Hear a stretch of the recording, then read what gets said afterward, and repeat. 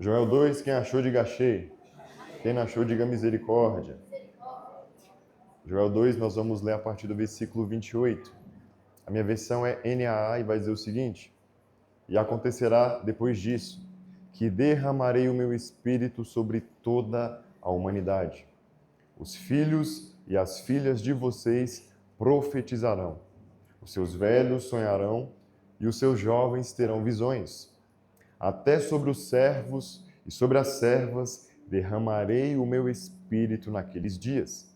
Mostrarei prodígios no céu e na terra, sangue, fogo e colunas de fumaça. O sol se transformará em trevas e a lua em sangue, antes que venha o grande e terrível dia do Senhor. E acontecerá que todo aquele que invocar o nome do Senhor será salvo, porque no Monte Sião e em Jerusalém estarão os que forem salvos, como o Senhor prometeu, e entre os sobreviventes aquele que o Senhor chamar. Agora abra sua Bíblia comigo em Marcos, capítulo 5.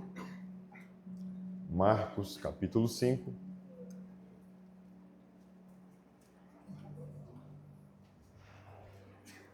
A partir do versículo 18.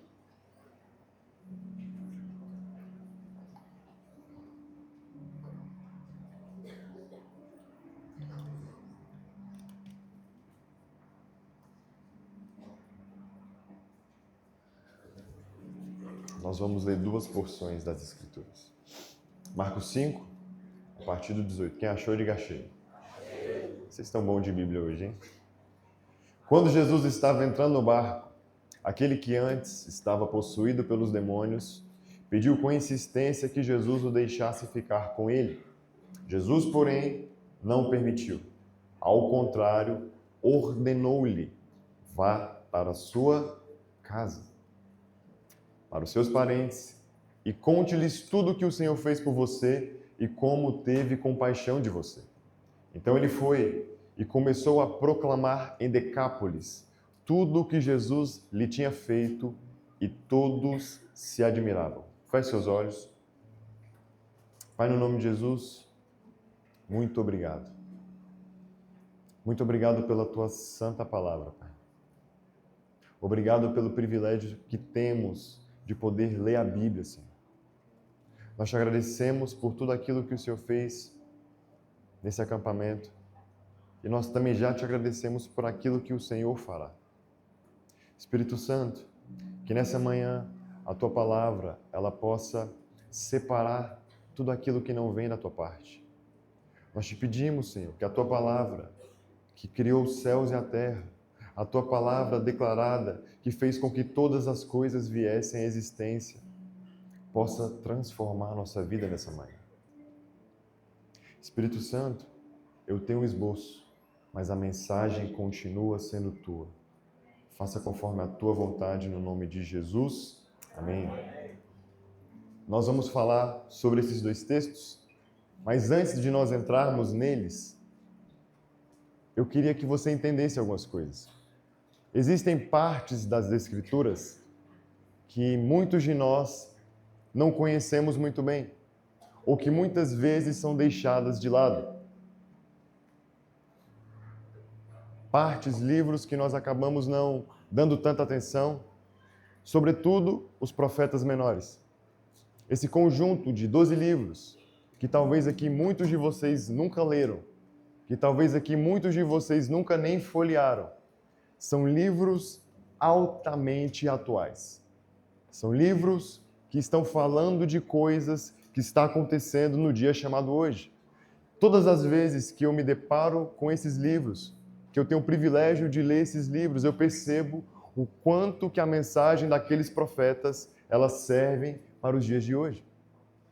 E muitas vezes nós conhecemos as citações, as frases, como conhecer e prosseguir em conhecer ao Senhor, Oséias 6,3, mas nós não sabemos quem foi Oséias. Nós não sabemos o que aconteceu naquele período. Só que nessa manhã nós iremos mergulhar um pouquinho sobre o livro do profeta Joel. E o livro de Joel, em resumo, ele está falando que o pecado atrai o inevitável juízo divino. O pecado do homem, o nosso pecado, atrai o juízo de Deus. Enquanto que o arrependimento traz bênçãos materiais e espirituais, temporais e eternas. Eu não sei se você já se fez essa pergunta, mas o que faz com que Deus se manifeste no nosso meio? O que faz com que Deus, reunião após reunião, apareça entre nós? O que faz com que Deus apareça em cultos como esses? O que faz com que Deus desça do seu trono e esteja entre nós?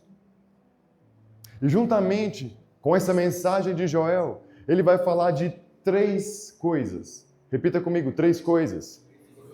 3 coisas que precedem o derramar do Espírito Santo. Antes do Espírito Santo descer, 3 coisas acontecem. Antes do Espírito Santo cair, 3 coisas acontecem. E nesse contexto aqui, Joel estava chamando o povo de Israel para que eles pudessem fazer essas 3 coisas. E a posteriori ao derramar do Espírito, virá o grande e temível dia do Senhor. Um dia que ninguém que está aqui vai poder escapar. Um dia em que todos nós estaremos diante de Deus. Mas o que seria esse dia do Senhor? O que é esse grande e temível dia do Senhor? O dia do Senhor é um termo que representa todos os juízos de Deus sobre a terra. Ele ocorre durante toda a história do reino de Deus. Esse dia vai culminar com o grande dia do juízo, na segunda vinda de Cristo, quando o Senhor se assentará no seu trono e julgará com justiça todas as nações da terra. Esse é o dia do Senhor. E esse dia vai chegar, amém? Esse dia vai chegar. E sobre esse dia, existem 3 verdades que nós precisamos nos atentar. E eu quero que você anote a primeira verdade. A primeira verdade é a iminência desse dia. Olha o que diz Joel 2, versículo 1. Toquem a trombeta em Sião e deem o alarme no meu santo monte, que todos os moradores da terra tremam, porque o dia do Senhor está chegando. Já está próximo. Irmão, o dia do Senhor está chegando. E a nossa geração vive como se Jesus não fosse voltar. A nossa geração vive como se os nossos dias, eles não fossem se findar. Nós vivemos como se não houvesse um amanhã. Mas eu posso te dizer uma verdade, o dia do Senhor vai chegar. Um dia nós iremos prestar conta de tudo aquilo que falamos, de tudo aquilo que pensamos, de todo o mal que nós maquinamos dentro do nosso coração e da nossa mente. Esse dia é iminente, ele vai acontecer. Nós precisamos nos lembrar que tudo aquilo que Jesus disse que ia fazer, ele fez. Jesus disse que ia morrer e morreu. Jesus disse que iria ressuscitar e ressuscitou. Ele disse que iria voltar e vai voltar para nos buscar. E você não pode se esquecer disso. Se é para Jesus, pode aplaudir. Jesus irá voltar, meu irmão. E a segunda verdade acerca desse dia é a calamidade. Vai ser um dia, irmão, difícil. Vai ser um dia complicado. Olha o que diz Joel 2:2. É dia de trevas e escuridão. Dia de nuvens e densas trevas. Nesse dia nós não vamos ver o pôr do sol bonito de Brasília.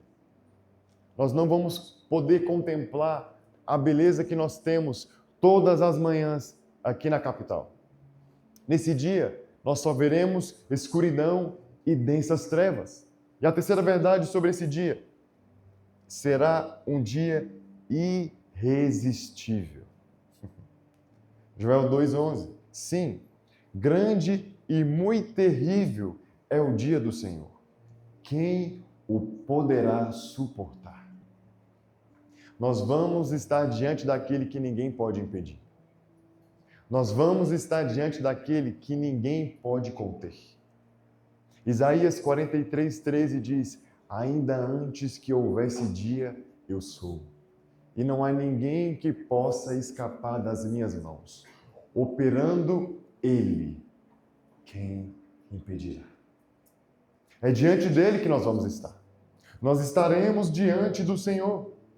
Diante daquele que não depende de nada, mas de que todas as coisas dependem dele. Nós vamos estar diante de Deus, irmão.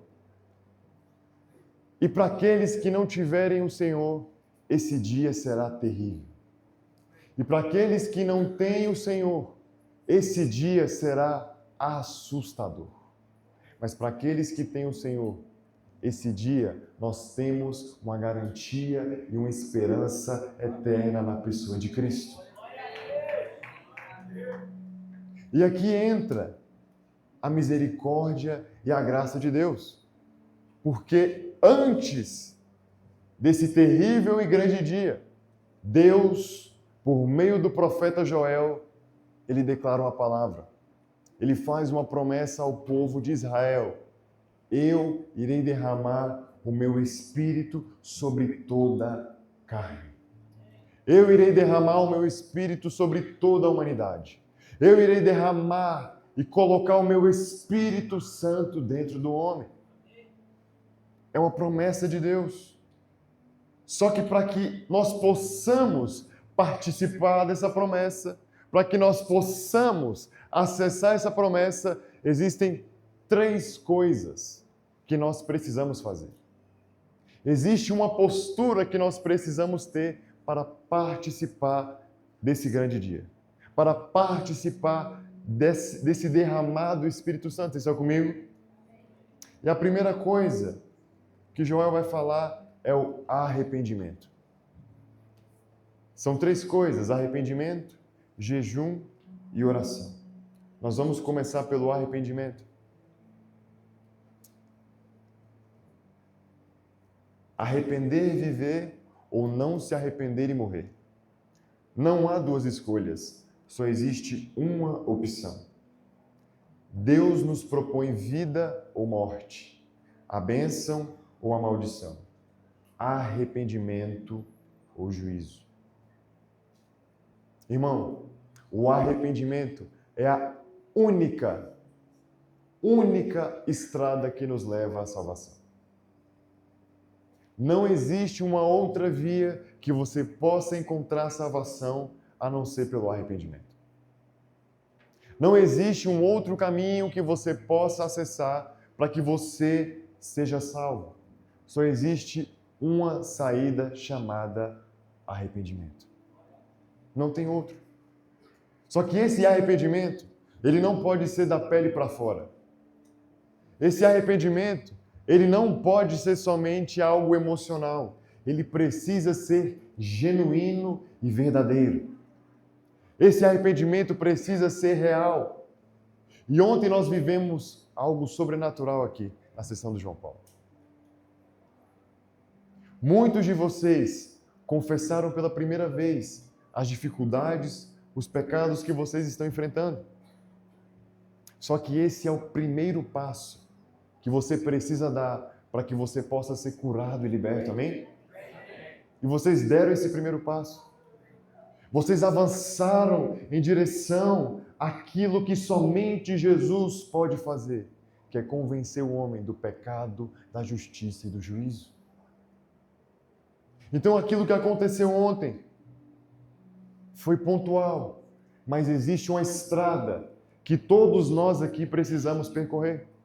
Muitos dos pecados que vocês confessaram, muitas das lutas que vocês confessaram, são lutas que eu tenho, são lutas que a liderança tem. Não pense que nós somos melhores que vocês. Não pense que nós somos heróis de vocês. Nós estamos todos no mesmo barco. Todos nós temos as nossas dificuldades, as nossas lutas, mas é por meio da pessoa do Espírito Santo que nós temos vitória. Mas nós precisamos nos arrepender. São muitos que no momento forte de emoção declaram e falam coisas bonitas para Deus, promessas para o Senhor. Mas aqui eu quero explicar uma coisa para você. Nós somos um ser trino. espírito, alma e corpo. Não corpo, alma e espírito. Porque nós viemos de Deus e voltamos para Deus, amém? Quando Deus faz o homem à sua imagem e semelhança, lá em Gênesis, no capítulo 2, no versículo 7, ele vai soprar o espírito no homem. E somente depois que ele sopra sobre o homem passa a ser vivente. Enquanto Deus não soprou sobre o homem não era homem. Enquanto Deus não colocou vida por meio do Espírito, o homem era somente um saco vazio. Nós somos um ser trino, espírito, alma e corpo. E aqui nós precisamos explicar uma coisa. Deus, espírito enche espírito, amém? Quem enche alma é Satanás. Então, se você teve um encontro aqui durante esses dias e você perdeu a sua consciência, você não se lembra do que aconteceu, você ficou fora de si, questione se foi com Deus que você se encontrou. Porque o Espírito Santo de Deus não rouba a consciência de ninguém. John, como assim? Atos capítulo 2, dia de Pentecostes, irmão. O culto mais avivado da história. Se teve outro, me conta que eu não conheço. Os discípulos estão reunidos, o Espírito Santo desce sobre eles. Aqueles que estão de fora estão falando, está todo mundo bêbado, está todo mundo doido. E Pedro, ouvindo no Espírito, ele fala, ei, peraí, aqui não, irmão, são 9 horas da manhã. Aquilo que está acontecendo foi profetizado por Joel. E ele começa a pregar. Então você precisa entender que o Espírito Santo, ele vai encher o teu espírito e não a tua alma. As emoções fazem parte, só que elas não podem te controlar. Elas não podem te conduzir. Você precisa ser conduzido pelo Espírito Santo de Deus. Vocês estão comigo?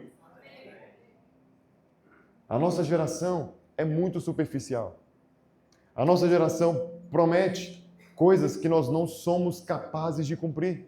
Nós falamos de coisas que nós não conseguimos fazer, porque não depende de nós.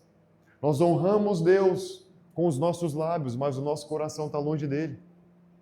Nós honramos Deus com a nossa boca, estendemos a mão para cima, mas o nosso coração está longe do Senhor. Continuamos a rasgar as nossas vestes, culto após culto, mas nós não temos coragem de rasgar o coração. Não temos coragem de rasgar a nossa alma diante de Deus e pedir por misericórdia. Isso faz com que nós venhamos em culto após culto, reunião após reunião, e continuamos da mesma forma. E o nosso problema é que os nossos olhos estão secos demais. Nós estamos apáticos, estamos ocos. Nós conseguimos chorar com coisas fúteis. Nós conseguimos chorar com filme, série, desenho, vídeo no Instagram. Mas nós não conseguimos derramar o nosso coração diante de Deus. Nós não conseguimos chegar diante do Senhor e pedir por misericórdia e graça. Nós estamos ocos por dentro. Qual foi a última vez, irmão, que você chorou de verdade, pedindo para que Deus derramasse a misericórdia e a graça dele sobre você? Qual foi a última vez que você chorou pelo pecado do teu irmão? Qual foi a última vez que você foi conduzido e movido por compaixão?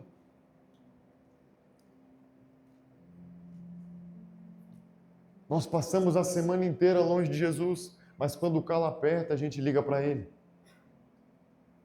Nós passamos a semana inteira se esquecendo da palavra, se esquecendo daquilo que vivemos nas reuniões.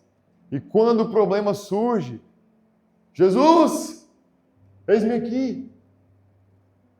Isso não é uma postura de uma pessoa que vai participar daquilo que Deus irá fazer na terra. Nós precisamos caminhar em arrependimento genuíno e verdadeiro. E quando nós estamos caminhando assim, a nossa motivação não está em Deus, mas está em nós mesmos. Nós só estamos querendo tirar o peso e o fardo que nós mesmos colocamos sobre os nossos ombros. Nós entramos em um monte de problema, e aí quando nós estamos nesses problemas, nós lembramos de Jesus. Deus não tolera os tais. Nós precisamos nos arrepender disso, amém?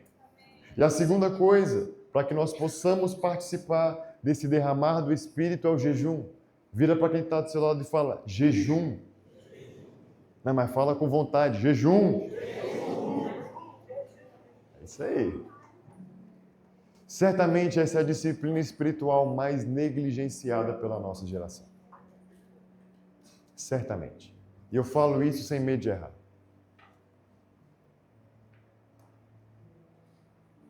Ler a Bíblia está na moda. Você está ali no comecinho do ano, você compra uma Bíblia nova, aquelas Bíblias de R$400, com a capa bonita, a espiral, que vem com um monte de coisa. Aí você compra post-it, canetinha, compra borracha, enfim, faz um arsenal ali, um negócio incrível para ler a Bíblia. Só que nós só estamos preocupados com o ângulo que vai ficar bonito no Instagram e não com aquilo que vai ser gerado no nosso coração. Nós só estamos preocupados em como as pessoas vão ver a nossa Bíblia toda bonitinha, marcadinha, mas nós não estamos preocupados com que essa palavra marque o nosso coração. Ler a Bíblia, irmão, está na moda. Orar, nem tanto, a gente vai falar disso daqui a pouco. Mas jejuar, jejuar. Qual foi a última vez que você jejuou? Qual foi a última vez que Jesus foi digno dos seus quilos perdidos? Qual foi a última vez, irmão, que você simplesmente decidiu fazer um jejum? Não porque ia ter um acampamento, não porque ia ter um retiro, não porque você ia fazer uma prova, não porque você estava precisando de uma resposta. Qual foi a última vez que você simplesmente jejuou? Ah, não, John, não. Eu fiz jejum de Instagram e TikTok. Em nome de Jesus, isso não é jejum. Isso não é jejum. Isso não é jejum. E para o seu irmão não se esquecer, fala para ele, isso não é jejum. O jejum bíblico, o jejum que Deus espera que nós façamos é a abstenção de alimento. É fome, irmão. É fome. Quem jejua está dizendo que Deus é mais importante e urgente do que o sustento do nosso corpo. Quando estamos em jejum, a nossa carne está em intercessão ao Senhor. Nós precisamos entender que o jejum tem que fazer parte da nossa vida. O jejum precisa fazer parte dos nossos dias. Se quisermos viver essa promessa que o Senhor separou, assim como o Senhor usou o profeta Joel para declarar para o povo de Israel, nós precisamos entender que o jejum não pode ser esquecido. Ele não pode ser abandonado. Um muçulmano, ele jejua em média de 2 a 3 vezes por semana para um Deus morto que não pode fazer nada por ele. E nós não temos coragem de ficar 12 horas sem comer. O muçulmano jejua 3 vezes por semana por um Deus que nem existe.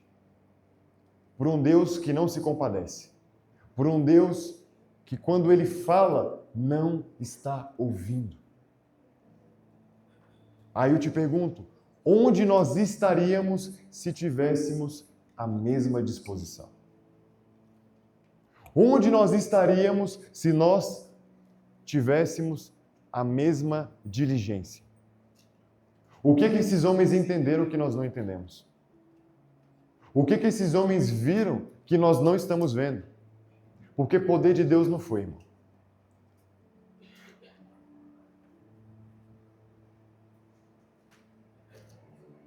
Onde nós estaríamos? Mas você precisa entender uma coisa muito importante sobre jejum. O jejum não muda Deus, ele muda você. Não vai jejuar, pensar, não, eu vou lá mudar aqui. Não, você não vai mudar nada. Você vai mudar você. Você vai transformar você.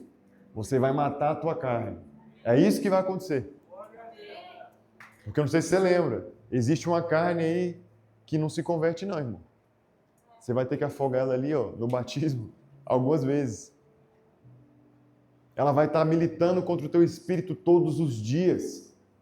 E não tem como você alimentar a tua carne mais do que o teu espírito e achar que vai dar certo. É conta básica, é matemática. É aquela velha história do cachorrinho. Um você dá comida, o outro fica com fome. Quem que vai ganhar a luta? Nós precisamos entender que o jejum vai mudar você. Vai transformar você. Jejum não é barganha. Jejum é saudade do noivo. Jejum é fome de Deus, que nos leva ao quebrantamento, à humilhação e a ter mais gosto pelo pão do céu do que pelo pão da terra. Nós comemos, bebemos e jejuamos para a glória de Deus. Estão comigo? E a terceira coisa é a oração. Arrependimento, jejum, oração. Uma vez perguntaram a Charles Spurgeon qual era o segredo do ministério dele. Falaram assim, cara, você tem que me contar. Eu não sei se você sabe, mas Charles Spurgeon, ele é considerado o príncipe dos pregadores. Talvez o maior pregador que já pisou no planeta depois de Jesus Cristo. E esse cara escreveu mais de 2.500 sermões em mais de 100 países. Influenciou pessoas no mundo afora, sem internet, sem rede social, sem Instagram, somente com o Espírito Santo de Deus. Então perguntaram para ele, cara, qual que é o segredo? O que que você faz? O que que você entendeu que eu não entendi? E olha a resposta dele. Eu trabalho de joelhos. O meu lugar santo de oração vale mais do que toda a minha biblioteca. Charles Spurgeon tinha mais de 12.000 livros. E ele leu esses 12.000 livros.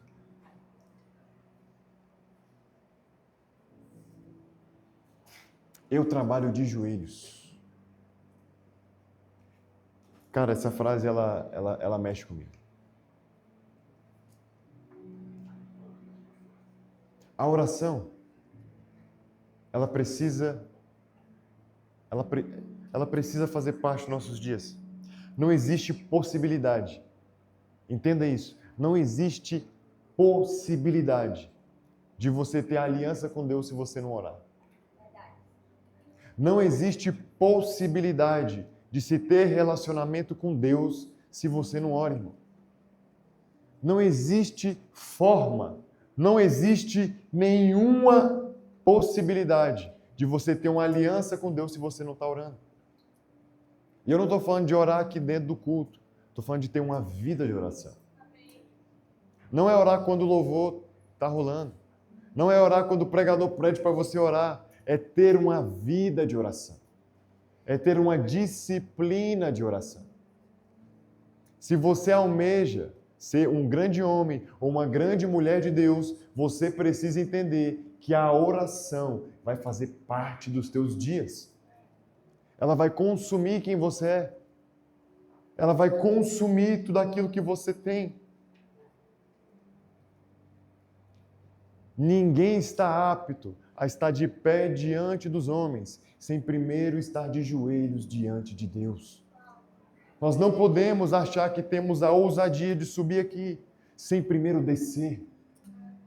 Sem primeiro ir ao lugar onde nós somos moldados pelo oleiro, sem chegar na casa do oleiro e bater na porta e pedir para que ele possa transformar quem nós somos. Não, John, mas eu não estou orando. Por quê? Porque eu estou fraco. Eu estou orando porque eu não estou dando conta. Eu não estou orando porque você não sabe o que está acontecendo na minha vida. Eu não estou orando porque eu não estou conseguindo. Irmão, entenda uma coisa. É esse lugar, exatamente esse lugar que você está, que é o melhor lugar para que você ore. Oração não são um conjunto de palavras bonitas que você fala para Deus. Oração é você rasgar o teu coração, a tua alma e pedir por misericórdia. Entenda, um crente fraco de joelhos é mais forte do que 1000 demônios de pé. Quando você se ajoelha diante de Deus e fala assim, Senhor, se o Senhor não vier sobre a minha vida, eu vou desviar. Se o Senhor não colocar a sua mão sobre a minha família, Pai, eu não sei o que vai acontecer. Senhor, se o Senhor não intervir sobre essa situação, eu não sei. Irmão, isso que é oração. Oração não é quando você sobe aqui e fala palavras que você nem sabe. Oração é quando você rasga o seu coração diante de Deus. Está fraco? Esse é o melhor lugar para que você se apresente ao Senhor. É esse lugar. Porque é nesse lugar que o poder dele irá se aperfeiçoar na tua vida. O poder de Deus se aperfeiçoa onde? Onde? Me ajuda a pregar onde? Não é na força. É na fraqueza. Nós precisamos orar. Nós precisamos ter tempo com Deus. John, tá bom, mas eu não oro porque minha vida é muito corrida, cara.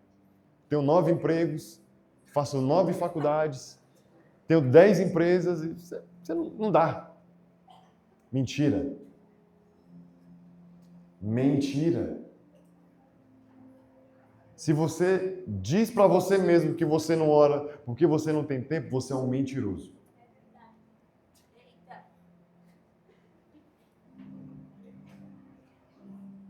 É só você pegar o teu tempo de tela e ver quanto tempo você ficou nas redes sociais. Converte em oração. E eu estou falando para mim também, tá? Não pense que eu estou fora do barco, não. Se você está falando que você não ora porque você não tem tempo, você está mentindo. Você não ora porque isso não é uma prioridade para você. Você não ora porque isso não te apetece mais.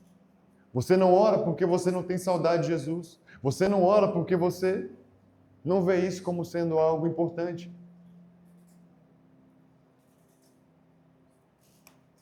É duro, mas é a verdade. Todo mundo tem 24 horas, irmão. Todos nós temos 24 horas. Por que uns conseguem e outros não? Prioridade. Se tudo é prioridade, nada é prioridade. Se tudo é urgente, nada é urgente.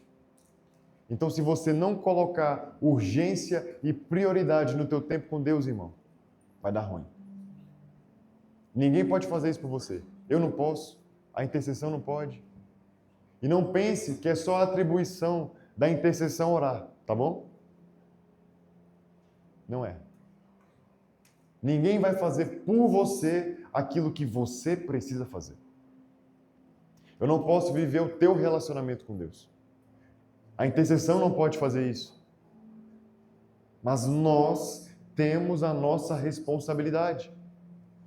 Nós precisamos entender que a oração, ela tem que fazer parte da nossa vida. E sabe qual que é o grande problema? Que chega a ser paradoxal. Nós amamos receber palavras. Nós amamos quando o profeta vem na marcha aqui, ó, na sua direção. Às vezes, né? Porque às vezes você está em pecado e você fica com medo. Mas nós amamos receber palavras. Nós amamos receber aquele uau, cheio. Só que a gente não gosta de orar. Entenda que a pessoa que está se movendo dessa forma, certamente ela tem uma vida de oração. E se você estivesse fazendo o mesmo, talvez você poderia estar abençoando a vida de alguém.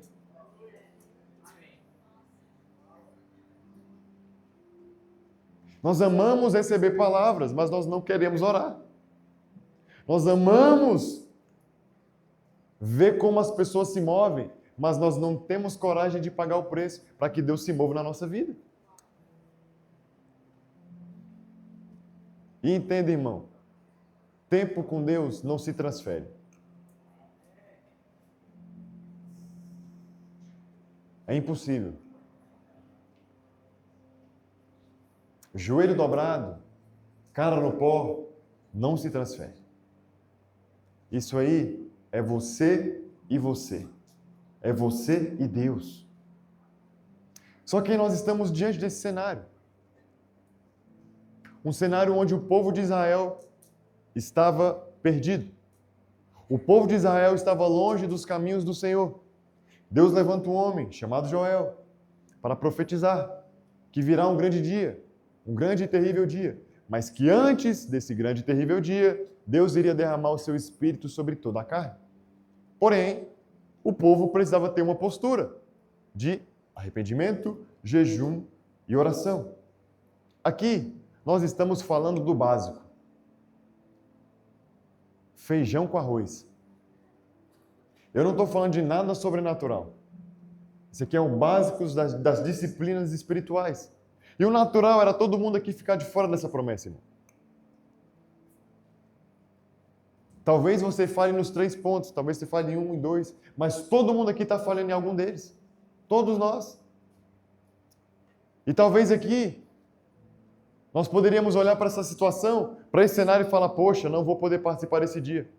Mas aí que entra a graça e a misericórdia de Deus. Que mesmo quando nós estamos em falhas, em faltas, nos convida e nos coloca nesse lugar.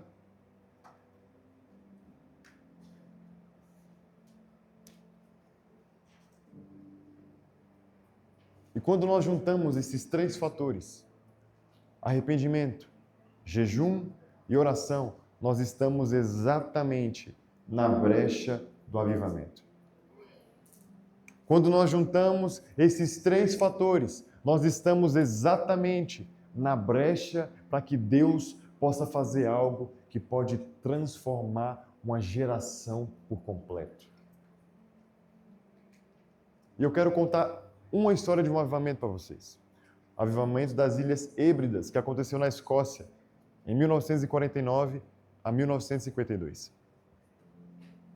Essas ilhas da Escócia estavam completamente secas.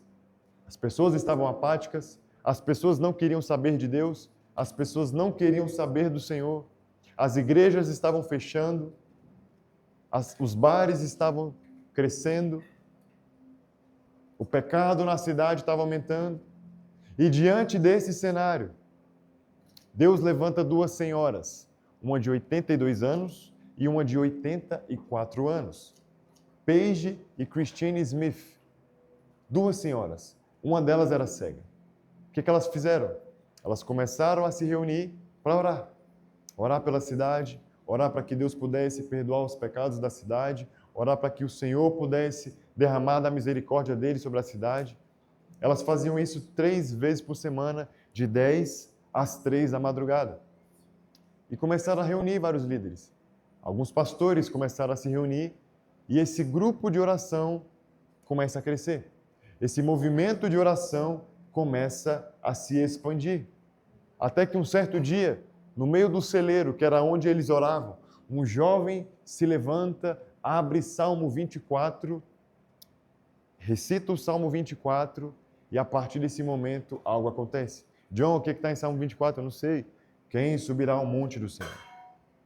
Aquele que é limpo de mãos e puro de coração. Essa palavra gerou um profundo senso de arrependimento. E um arrependimento coletivo aconteceu. Lembram de ontem? Um arrependimento coletivo aconteceu. As pessoas começaram a confessar seus pecados, a confessar suas faltas. E naquela mesma semana, um evangelista, Duncan Campbell, foi levantado e ele foi pregar nesse lugar.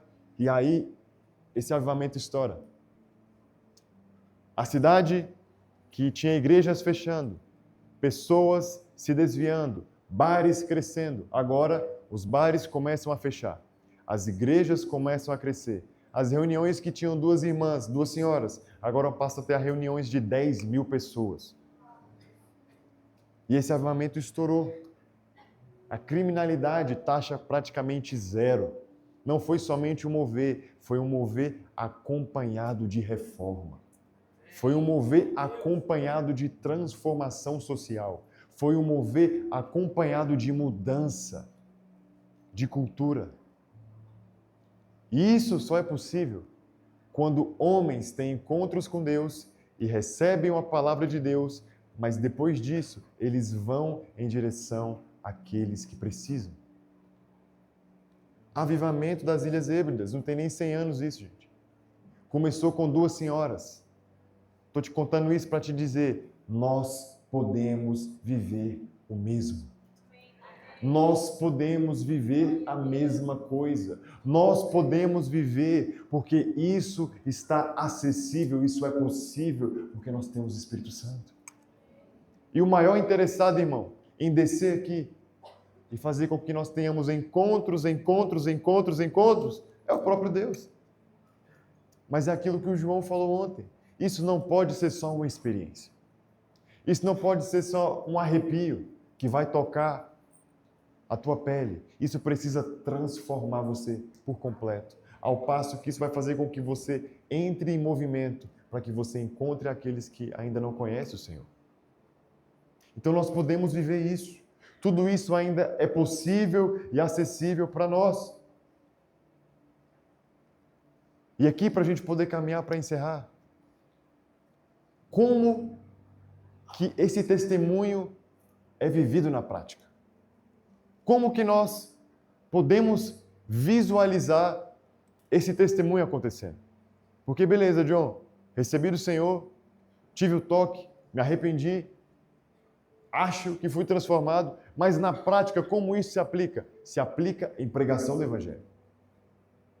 E é o outro texto que lemos que nós vamos ler de novo, Marcos 5, do 18 ao 20. Abra comigo novamente. Marcos 5, do 18 ao 20. Vocês estão comigo? Tá chato? Tá legal então? Mais 1h30 eu termino.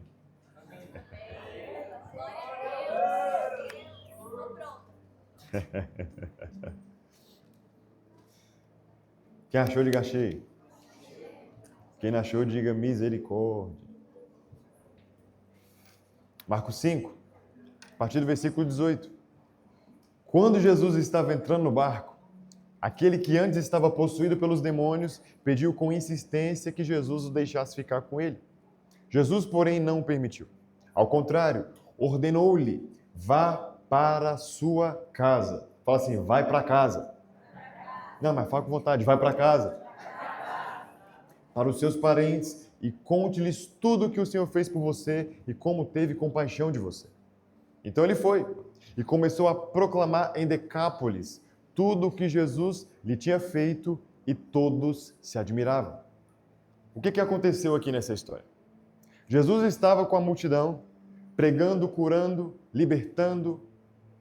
Havia centenas de pessoas, milhares de pessoas, mas Jesus, movido pelo Espírito Santo, ele sente uma necessidade profunda de pegar o barco e ir para o outro lado. Em Marcos 4, no versículo 35, ele vai dizer para os discípulos, passaremos para outra banda. E no meio do caminho, o que acontece? Tempestade. No meio do caminho, uma tempestade assola os discípulos e Jesus aparece andando sobre as águas. Essa história você já conhece. Só que quando ele chega do outro lado, ele chega na região de Gadara, a região dos Gadarenos. E quando Jesus chega naquela cidade, perceba o que está acontecendo. Ele largou um avivamento, ele largou a multidão para se encontrar com um homem. Para se encontrar com um homem, mas não era um homem qualquer. Não era um homem que estava em seu estado normal, com as suas faculdades no lugar correto. Esse homem estava completamente possuído por uma legião de demônios.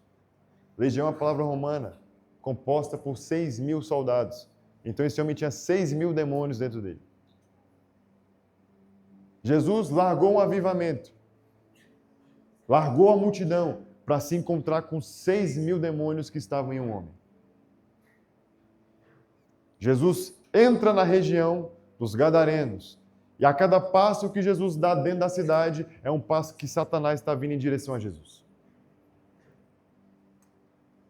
Jesus entra naquela cidade e esse homem se apresenta e fala, o que você veio fazer aqui? O que você veio fazer aqui? Por que que você quer me atormentar antes do tempo? E o texto vai dizer que eles chegam até Jesus e se prostram diante de Jesus. Até o diabo está se prostrando diante de Jesus e você ainda não teve coragem. Jesus chega na cidade. Satanás está indo em direção a ele e a cada passo esse homem vai se curvando e se prostrando diante de Deus. E esse homem é completamente liberto, completamente transformado. Os demônios que estavam nele são jogados nos porcos, os porcos são jogados ribanceira abaixo e um caos começa a acontecer naquela cidade. E aí entra o texto que lemos. Depois desse encontro, depois dessa experiência, esse homem recebe uma palavra. Por que ele recebe uma palavra? Porque ele faz um pedido. E aqui nós vamos ver 3 pedidos a Jesus. Nós vamos ver o pedido do diabo, e Jesus vai atender o pedido do diabo, porque Satanás fala, por meio daquele homem, não nos atormente, não nos mande para o abismo. E Jesus, beleza, então vai para os porcos. Jesus atende o pedido dos demônios. Jesus também atende o pedido da cidade. O povo ficou muito chateado com Jesus, porque para eles um porco valia mais do que uma pessoa. Para eles um porco era mais importante do que a vida daquele homem. E eles pedem para que Jesus saia da cidade. E Jesus sai da cidade. E agora o homem que estava completamente endemoniado, completamente perdido, que agora foi encontrado, que agora foi salvo pelo poder do Espírito Santo, ele faz um pedido simples para Jesus. Jesus, deixa eu andar com tu. Jesus, deixa eu ficar junto. Não preciso fazer nada, eu só quero estar perto. E Jesus fala, não. Jesus atendeu o pedido dos demônios, atendeu o pedido da cidade pagã, mas não atendeu o pedido de um homem que acabou de ter um encontro com ele. Parece meio tenso, né? O homem teve um encontro, ele faz o pedido. E Jesus fala, não. Você não pode ir comigo. Você não pode estar no mesmo lugar aqui. Ó. Você não pode participar disso. Mas você vai para um outro lugar. Você vai voltar para casa. E você vai contar para eles aquilo que eu fiz na tua vida. Você vai testemunhar para eles aquilo que aconteceu. Você vai contar para eles a transformação que é notória e visível em você. E por que Jesus fez isso? Esse homem, antes de ser um missionário, ele precisou ser uma testemunha em casa. Esse homem que nós nem sabemos o nome dele. Antes de ir por Decápolis, pelas 10 cidades, ele precisou voltar para casa. Esse homem que antes espalhava medo, terror, pânico, esse homem que destruía tudo, esse homem que estava aterrorizando a cidade, a sua família, ele precisava primeiro voltar no lugar de onde ele saiu. Precisava voltar no lugar e ser um testemunho nesse lugar. Esse homem precisava voltar para sua casa. E sabe o que é que vai acontecer quando esse acampamento acabar? Você vai voltar para casa. Você vai voltar para sua família. Você vai voltar para os seus pais. Você vai voltar para o seu quarto. E aqui eu quero que você entenda uma coisa. Não queira, não ouse ir para o quintal sem antes ser uma resposta em casa. Não ouse querer sair pela rua, pelas nações, pelo mundo, sendo que você ainda não fez o dever de casa. Sendo que você ainda não fez aquilo que você deveria fazer. Isso aqui é muito sério. Porque nós temos uma ideia errada na nossa cabeça. Não, John. Mas quando eu estiver lá na África, quando eu estiver lá na Europa, eu vou conseguir pregar o Evangelho. Quando eu estiver lá nos países que Deus falou que eu iria, eu vou conseguir pregar. Sendo que se sua mãe morrer hoje, ela vai para o inferno e você não está nem aí para isso. Nós temos uma ideia, uma compaixão hipotética na nossa cabeça, de que quando nós entrarmos na missão, quando nós formos para o... Sendo que tem gente do nosso lado, que nós realmente amamos, que está padecendo, morrendo, e a gente não está nem aí.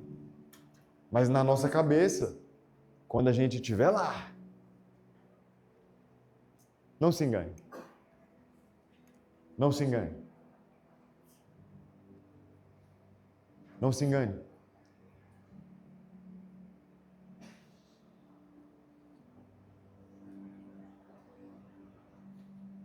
Se você não consegue obedecer uma simples ordem dos seus pais, você ainda não é digno, não está pronto de servir lugar nenhum.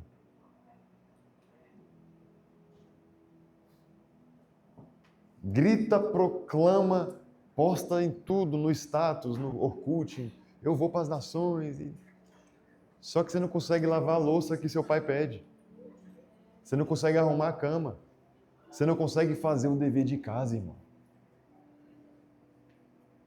E eu creio que vocês vão para as nações, amém? Eu creio que vocês serão a resposta nesse mundo afora. Mas primeiro, todos nós precisamos ser uma resposta em casa. A não ser que você, não conheço a sua vida, tenha toda a sua família salva. Aí, irmão, você está bem demais. Porque eu não tenho. E talvez você também não tenha. E nós precisamos fazer a nossa parte.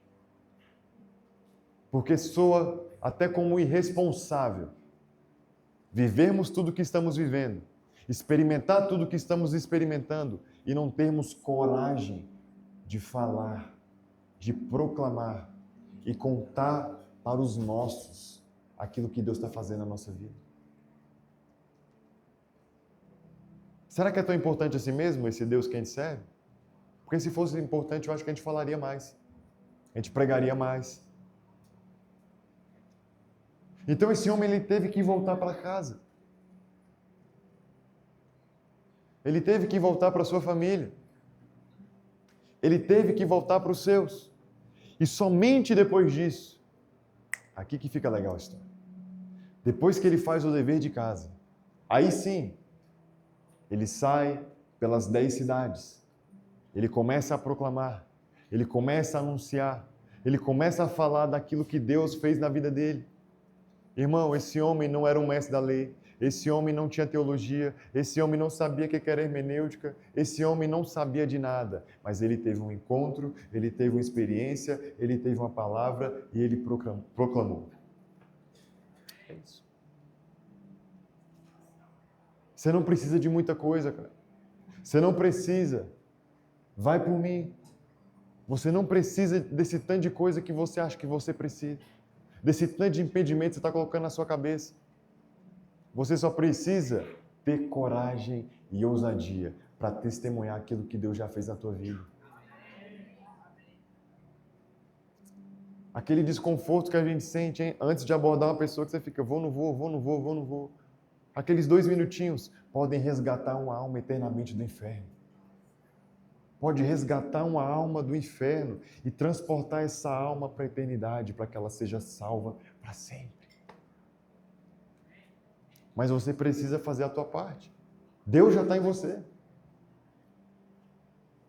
Ele já habita em você. Pode parecer que não, mas aquilo que você tem já é suficiente para que muitos e muitos e muitos e muitos possam conhecer o Senhor. Então depois esse homem vai, começa a proclamar, começa a anunciar. E eu posso te dizer uma coisa? Amanhã o Lebcamp acaba, irmão. É muito legal. Não vai ter telão de LED, a luz vai apagar. Você vai embora, você vai entrar no ônibus. E quando você chegar em casa, talvez você vai encontrar as realidades duras que você está vivendo. Você vai encontrar o seu pai alcoólatra, você vai encontrar a sua mãe ausente, você vai encontrar o seu irmão que não gosta de você, você vai encontrar os problemas do mesmo jeito. Eles não vão desaparecer. Mas você já não é mais o mesmo. Mas você já não é mais a mesma pessoa. E vai ser notório e visível a transformação que Deus fez na tua vida. Só que você não pode deixar com que isso fique somente no campo da visão. Você precisa falar. Você precisa declarar. E aqui, para a gente poder encerrar, existe uma diferença entre voltar para casa e ser enviado para casa. Jesus não está mandando você de volta para casa. Ele está enviando você para casa. Ele está enviando você para a sua família. Ele está enviando você para os seus. Porque quem volta, volta do mesmo jeito. Volta emocionado e na primeira farpa que pega no dedo quer desviar. Mas quem é enviado não. Quem é enviado porque se arrependeu, teve uma experiência, teve uma palavra e agora vai começar a caminhar em direção àquilo que Deus tem. Mas quem volta, volta do mesmo jeito. E em nome de Jesus aqui, ninguém vai voltar para casa, mas todos seremos enviados e comissionados pelo Espírito Santo. Se você crê nisso, fica de pé no seu lugar.